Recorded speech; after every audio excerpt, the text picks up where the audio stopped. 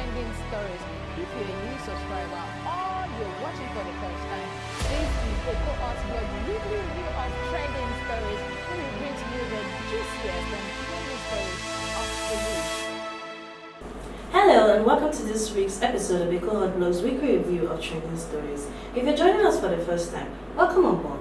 This is where we bring to you interesting, trending and fascinating stories that happen within the course of the week that you may have missed. I am Akere Dolafewa. I'll be taking you through the highlighted stories for this week's episode.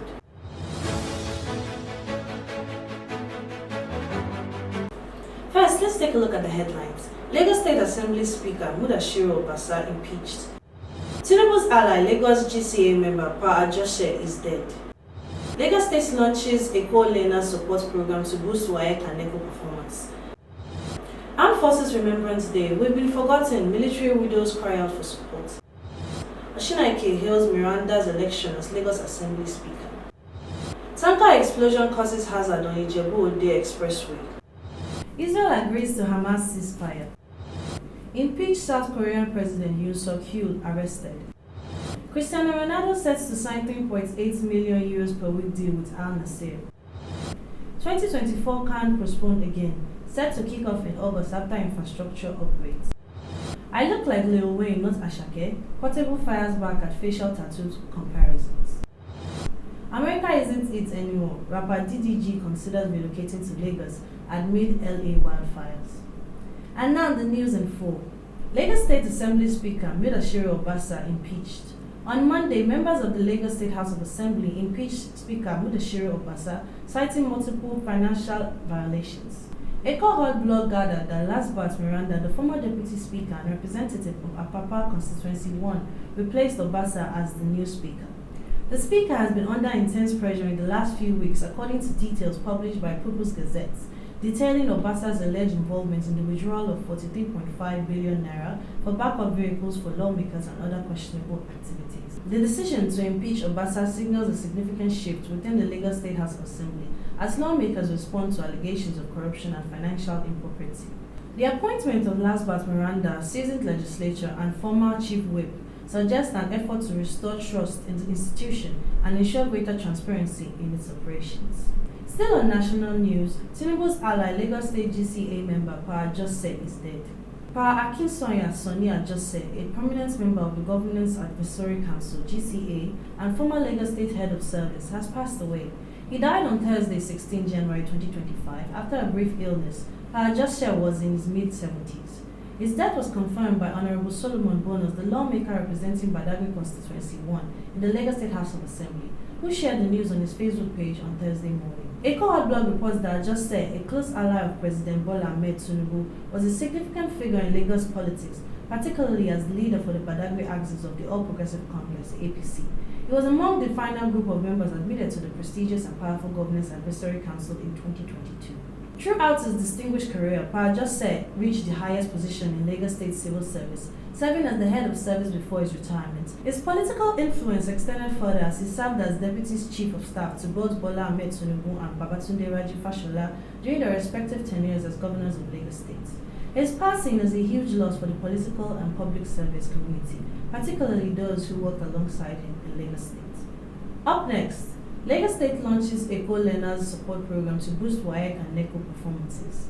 The Lagos State government has introduced the Eco-Learner Support Program, an innovative initiative designed to assist students in their preparations for the West African Examination Council and National Examinations Council exams. Cohort Blog reports that Jamiu Ali Balogun, Commissioner for Basic and Secondary Education, emphasized the importance of education as a key driver of development and highlighted the state's dedication to providing students with necessary resources for academic success. The program was officially launched on Tuesday, January 14, 2025, at the Education Resource Center in Lagos. Ali Balogun explained that the Eco-Learner Support Program is a comprehensive initiative aimed at helping WAEC and NECO candidates excel in their external examination. This initiative has been designed to broadcast a head start of 320 lessons in 10 different subjects, English, mathematics, physics, chemistry, biology, economics, government, history, literature in English and Yoruba on Lagos television and other social platforms with proficient teachers who were recruited painstakingly through and through and rigorous screening. The program is scheduled for 26 weeks in the period leading up to the start of these public examinations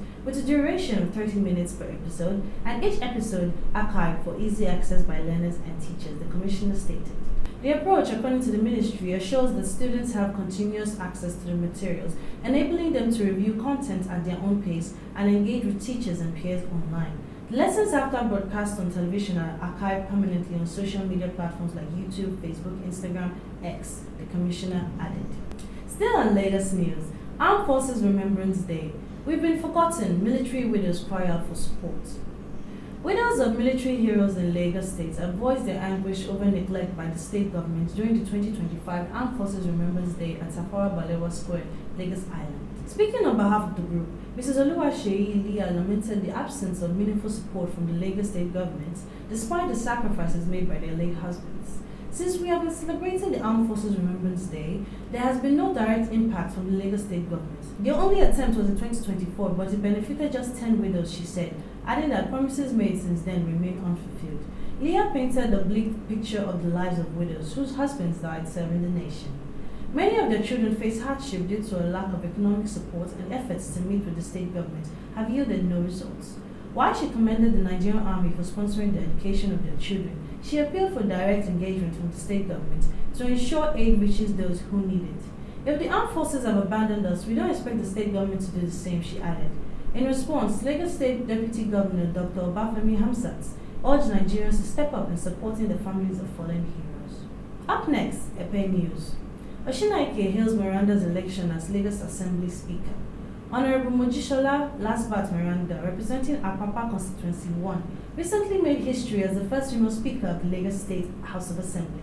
Eco Blog reports that her unprecedented election has been hailed as a significant milestone in Lagos State's journey towards inclusive governance and gender equity.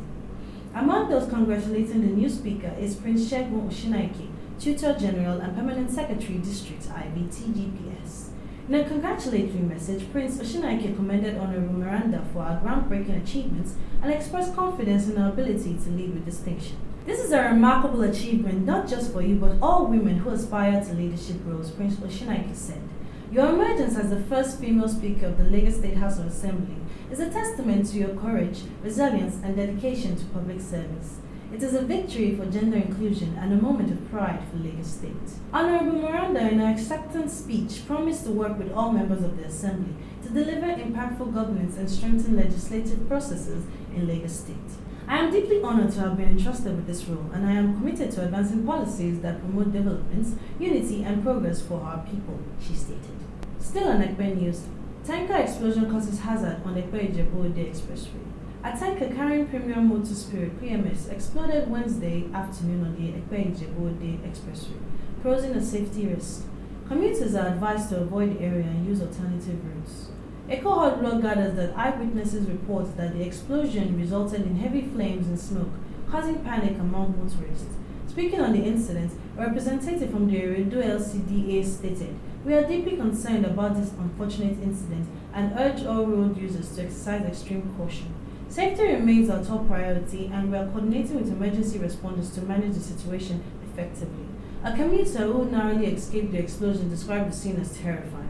"I heard a loud explosion and saw thick smoke everywhere. It was chaotic, and people were running to safety. Thankfully, I managed to escape." And now, onto the foreign scene. Israel agrees to Hamas ceasefire. In a significant breakthrough, Israel and Hamas have agreed to a ceasefire and the release of hostages held in Gaza. The deal, brokered through intensive negotiations by Qatar, Egypt, and the United States, marks a pivotal moment after months of devastating conflict. The agreement was finalized following separate meetings with Qatar's Prime Minister, Sheikh Mohammed bin Abdurrahman bin Jassim Al Thani, who hosted Hamas and Israeli negotiators in his office for final discussions. A U.S. official confirmed the developments, which has been hailed as a crucial step towards ending the deadliest war in Gaza's history. The agreement comes amidst mounting international pressure. U.S. President-elect Donald Trump, set to take office in days, had called for the immediate release of hostages, warning Hamas of severe consequences if they fail to comply. His administration, alongside the outgoing Biden team, played a crucial role in the negotiations. Key sticking points during talks included the permanence of the ceasefire, Israeli troops withdrawals, and the scale of humanitarian aid permitted into Gaza. The deal reportedly addresses these issues, although specifics remain undisclosed. Still on foreign news, impeached South Korean President Yoon Suk-yeol arrested. Impeached South Korean leader Yoon Suk-yeol was arrested on Wednesday over his failed attempt to impose martial law, ending weeks of defiance against authorities and marking the first detention of a president in the nation's history. Yoon faces charges of insurrection following last month's brief but controversial military law bid. The former prosecutor and leader of the Conservative People Power Party, PPP, who won the presidency in 2022, could face life imprisonment or the death penalty if convicted. For weeks, Yoon avoided arrest by sheltering in his residential compound, guarded by members of the Presidential Secret Service, PSS, who remained loyal to him. His residence was fortified with barbed wire and barricades, prompting critics to label it a fortress. After thwarting an initial arrest attempt on January 3, during a tense standoff between his guards and law enforcement, Yoon vowed to fight to the end. However, early Wednesday, hundreds of officers and investigators from the Corrupt Investigations Office surrounded the compound, scaling walls and navigating back trails to reach the main building. Following a 5-hour standoff, Yoon was taken into custody. In a pre-recorded video statement released shortly after his arrest, Yoon declared his compliance was to avoid unfortunate bloodshed, though he contested the legality of the investigation.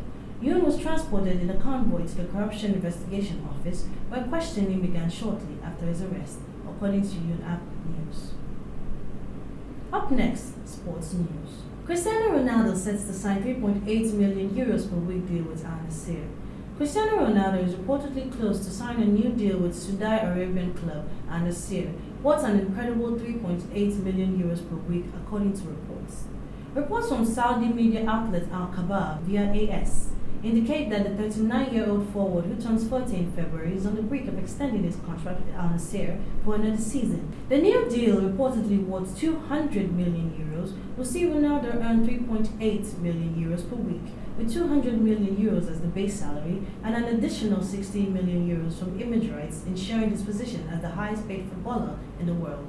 Since joining Al Nassr, Ronaldo has continued to shine, scoring 75 goals in 84 appearances, bringing his career total to an incredible 917 goals. The new extension will likely push him closer to his goals of reaching 1,000 career goals.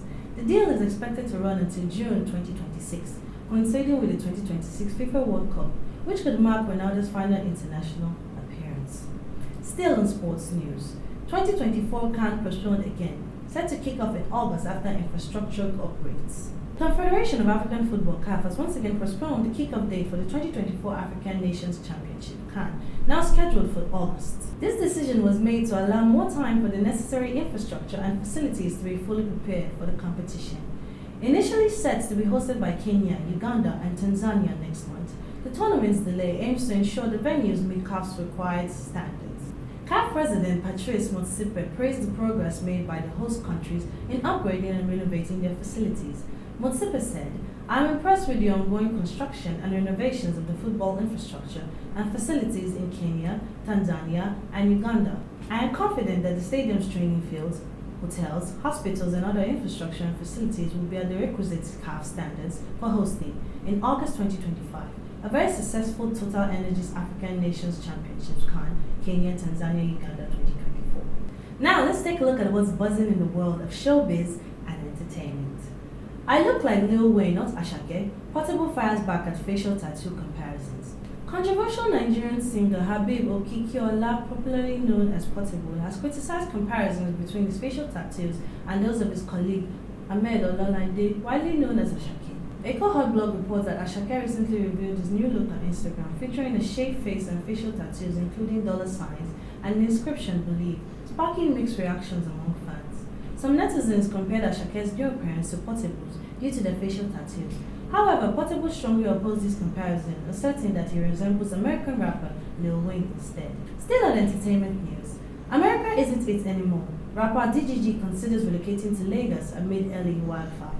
American rapper and YouTuber Dale Dwayne Granberry Jr., popularly known as DDG, has hinted at the possibility of relocating to Lagos State, Nigeria. Eco Hot Blog notes that DDG expresses uncertainty about continuing to live in the United States in a viral post on his X handle. He revealed that he is considering moving to either Lagos or London, citing dissatisfaction with life in America. America low-key not it no more, not gonna lie. Might have to move to London or Lagos, he wrote. The rapper's statement comes amidst devastating wildfires in Los Angeles, which have caused significant loss of life and property. Although DDG did not directly link his comments to the ongoing natural disaster, online speculation suggests the wildfires may have influenced his thoughts. And that is a wrap on this week's episode of Ecohot Blog's weekly review of trending stories. Do not forget to subscribe and turn on the notification bell to always get notified. Which of the news is most astonishing to you? Tell us in the comment section below. I'm Akira Dolafebo. Till next time, stay safe and healthy.